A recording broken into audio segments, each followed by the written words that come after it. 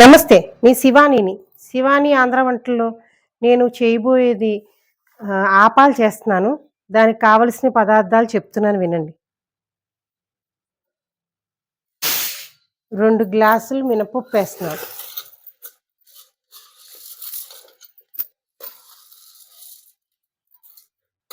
2 గ్లాసులు మినపప్పు వేస్తున్నాను. మినపగుళ్ళు 2 గ్లాసులు వేస్తున్నాను.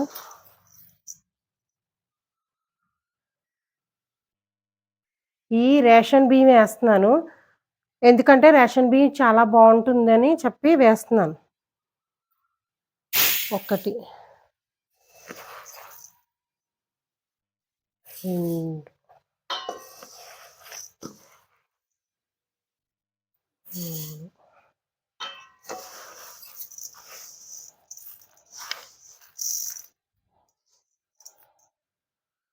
3 4 గ్లాసులు బియ్యం వేసాను. 2 గ్లాసులు మినపగుళ్ళు వేసాను.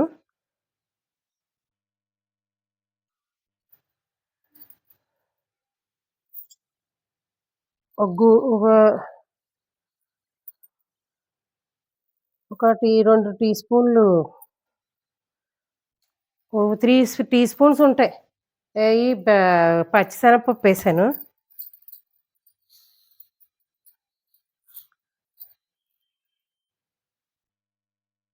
ఇవి కొన్ని మెంతులు వేసుకుంటున్నాను. వీటిని ఆపాలు అంటారు. కొబ్బరి పాలతో గ్రైండ్ చేస్తారన్నమాట. మీకు అన్నీ చేసి చూపిస్తాను. ఇప్పుడు నానబెడతాక మీకు చూపిస్తున్నాను.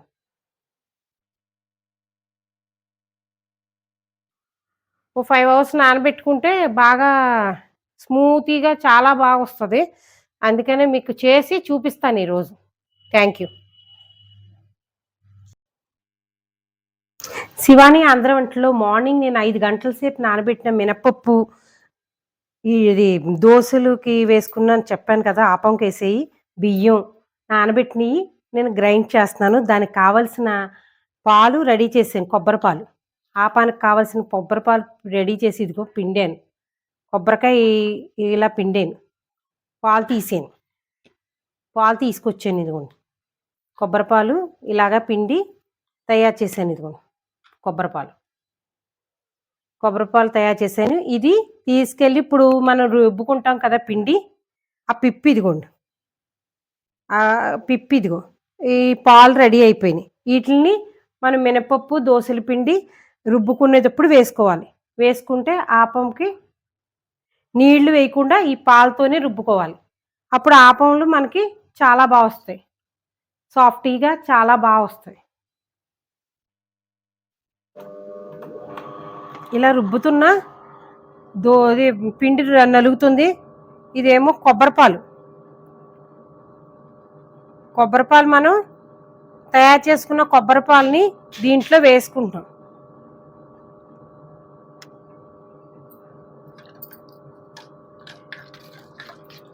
కనిపిస్తుంది కదా, కొబ్బరిపాలు కొద్దిగా వేసుకుని మనం గ్రైండర్లో వేసుకోవాలి. ఇలాగా కొద్దిగా వేసుకుంటే ఆపాలు రేపొద్దున కొబ్బరి ఆపాలు చాలా బాగా వస్తాయి.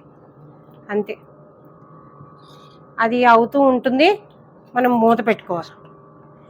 దాంట్లో చూసుకొని వేసుకుంటూ ఉండండి. నేను వేస్తూ ఉన్నాను, నలుగుతూ ఉంది, అందుకే మీకు చూపిస్తున్నాను. మళ్ళీ వేసాను, చూపిస్తున్నాను. అది నలుగుతుంది, మూత పెట్టేస్తున్నాను.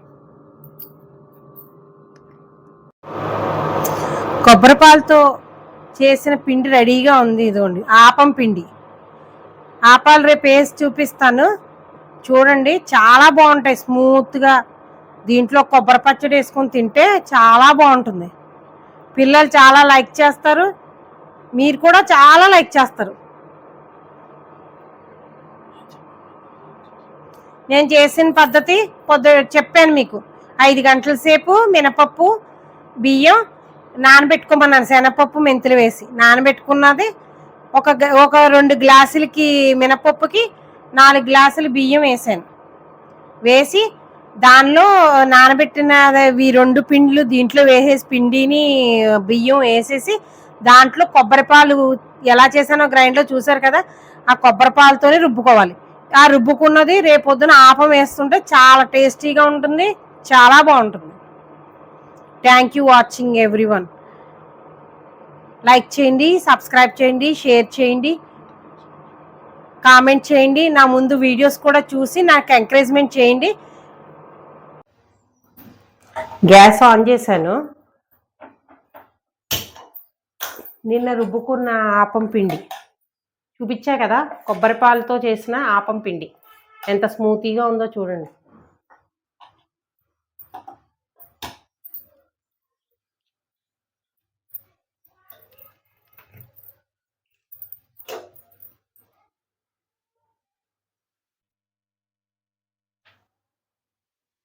బాండి వేడెక్కుతుంది, అందుకే ఆగాను.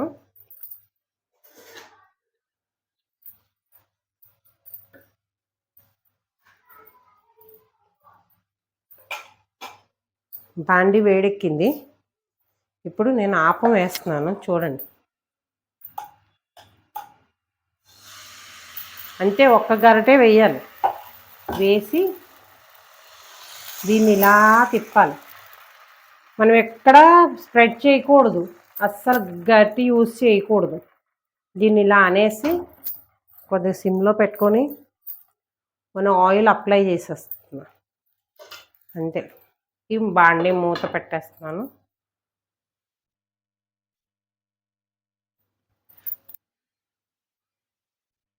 ఆపం రెడీ అయిపోయింది చూడండి. అందరూ చాలా బాగుంటుంది, ఇది మెత్త మెత్తగా చాలా ఇష్టంగా ఇలా గుంటలు గుంటల కింద వస్తుంది ఆపం.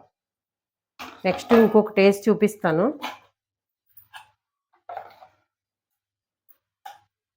ఒక గరిటె వేయండి, ఎక్కువ వేయొద్దు. అంటే ఇలాగా స్ప్రెడ్ చేయండి.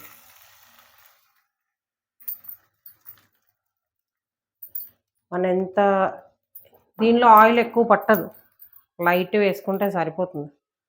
ఆయిల్ ఒక డ్రాప్ వేసామని లిడ్ పెట్టేస్తున్నాను.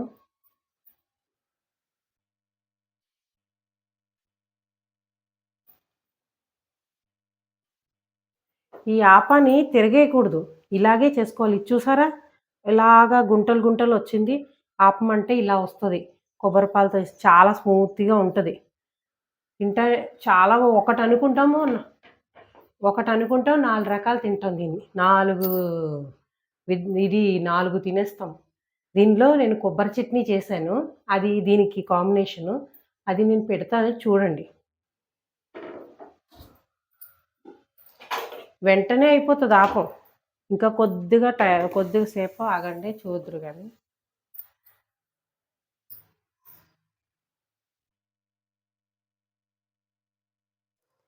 ఆపాలు రెడీ అయిపోయినాయండి.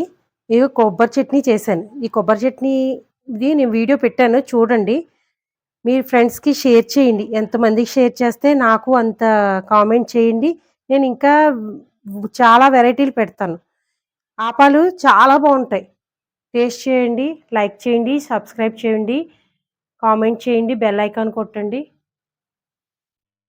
మీకు ఏమైనా డౌట్స్ వస్తే నన్ను మెసేజ్ పెట్టండి, నేను చెప్తాను మీకు. Thank you.